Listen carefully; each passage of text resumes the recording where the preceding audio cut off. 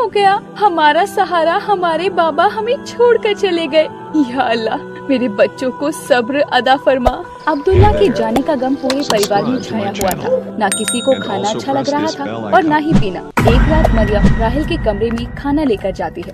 भाई खाना खा लो। वो देखती है कि राहिल भेड़िए की तरह उठकर बैठा हुआ था और घुर्रा रहा होता है। उसकी आंखें लाल हो गई थी। या अल्लाह, ये मेरे भाई को क्या हो रहा है? ये कैसी हरकतें कर रहा है? तभी वो राहिल के पास जाती है। भाई तुम ये क्या कर रहे हो?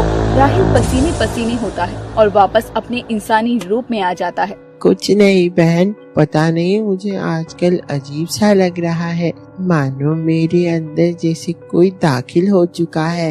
या अल्लाह, रहम फरमा मेरे भाई पर। अच्छा ये लो, खाना खा लो और खाकर सो जाओ।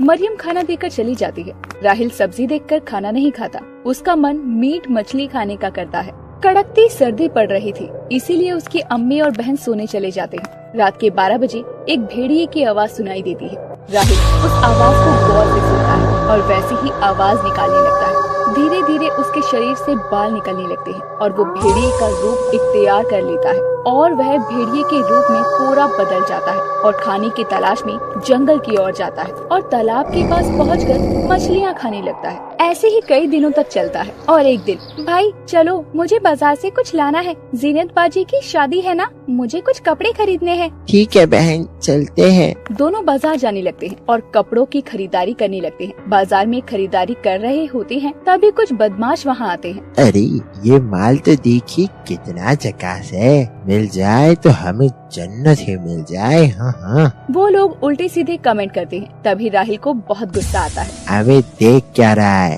देख तो ऐसे रहा है जैसे खा जाएगा। हाँ? भाई तुम कुछ ना कहो, हम लोग चलते हैं। अरे हमें भी साथ ले लो, कहाँ जा रहे हो हमें अकेला छोड़कर? राहिल उनको घुर्राता हुआ अपनी बहन के साथ घर पहुंच जाता है। भाई इतना गुस्सा ना किया करो, सब्र से काम लिया करो। दुनिया में ऐसे बहुत से कुत्ते लोग पड़े हैं जो बहन बेटियों की इज्जत करना नहीं जानते। ठीक है बहन, लेकिन इन सबको सबक सिखाना भी तो जरूरी होता है। हाँ ठीक है, लेकिन तुम अभी बहुत छोटे हो। इतने में सकीना आती है। क्या हुआ मेरे बच्चों? कुछ नहीं अम्मी जान, बाजार में कुछ लोग बदमाशी कर रहे थे। कुछ कहा तो नहीं उन लोगों ने तुमको? हम उनके मुँह ही नहीं लगे तो हमें क्या कहते? मेरा भाई मेरे साथ था, छोटा हुआ तो क्या हुआ, भाई तो है ना। ठीक कहा मेरी बेटी। राहिल उन बदमाशों के बारे में सोच सोच कर गुस्सा कर रहा था। रात के 12 बज जाते हैं और फिर वही भेड़िए की आवाज आती है। राहिल भेड़िए का रूप धारण कर लेता है। राहिल उन शराबियों के घर पहुंचता है। वो दोनों शराबी नशे में धुत होते हैं। अरे यार, ये शराब का नशा तो रोज रोज करते हैं, किसी दिन शराब का नशा भी कर लिया जाए। आज बाजार में वो हसीना देखकर मेरा मन तो उसे उठा ले जाने कर रहा था। हाँ भाई, चलो आज शराब का नशा भी कर लिया जाए, उस लड़की को उठा लेते हैं। जैसे ही वो दोनों शराब के नशे में उठते हैं, उनके सामने राहिल भेड़िए के रूप में खड़ा था। अरे भाई, ये भेड़िया कहाँ से आ गया? मेरे भाई, ये भेड़िया को देखकर तो मेरी पतलून गीली हो गई है।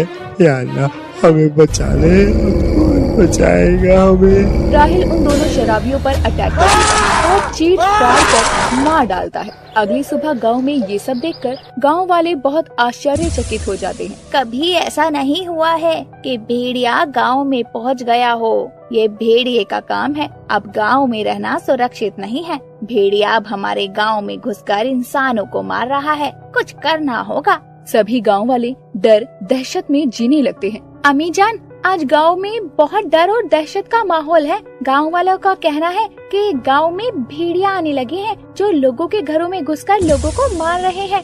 या अल्लाह, हमारे गांव की हिफाजत अदा फरमा। इस भेड़िए ने तो मेरे शौहर को मुझसे जुदा कर दिया, लेकिन किसी और की गोद ना उजाड़ना, किसी औरत को बेवा मत करना।